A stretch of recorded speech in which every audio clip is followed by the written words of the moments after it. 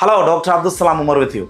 ഈ അടുത്ത് GCCയിലെ ഒരു ബിസിനസ് ഗ്രൂപ്പ്, അവർ വർഷങ്ങളായിട്ട് ഒരു 25-26 വർഷത്തോളമായിട്ട് നടന്നു വരുന്ന ഗ്രൂപ്പാണ്.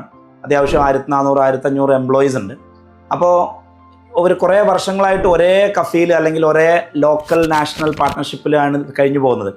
സാധാരണഗതിയിൽ അവരുമായിട്ടുള്ളൊരു എഗ്രിമെൻറ്റിൽ ഇങ്ങനെ പോവുകയാണല്ലോ. അപ്പോൾ ഒന്നെങ്കിൽ 75-25 ആയിരിക്കും, അല്ലെങ്കിൽ 51-49 ആയിരിക്കും. അങ്ങനെ ഒരു പാർട്ട്ണർഷിപ്പിൽ കുറേ വർഷങ്ങളായിട്ട് കഴിഞ്ഞു പോകണം, പ്രശ്നങ്ങളൊന്നുമില്ല. പക്ഷേ ഈ അടുത്താണ് അറിഞ്ഞത് ആ ഒരു ലോക്കൽ കഫീൽ അതല്ലെങ്കിൽ ലോക്കൽ പാർട്ട്ണർ എനിക്കുള്ള ശതമാനത്തിൻ്റെ അത്രയും ശരിക്കും പ്രോഫിറ്റ് എനിക്ക് വേണമെന്നുള്ള ക്ലെയിമോട് കൂടി മുന്നോട്ട് വന്നത്. അതായത് ഗ്രൂപ്പിന് ശരിക്കും അങ്ങനെ ഉണ്ടാവില്ല, അതൊരു ലീഗൽ ഒരു അണ്ടർസ്റ്റാൻഡിങ് മാത്രമാണ്.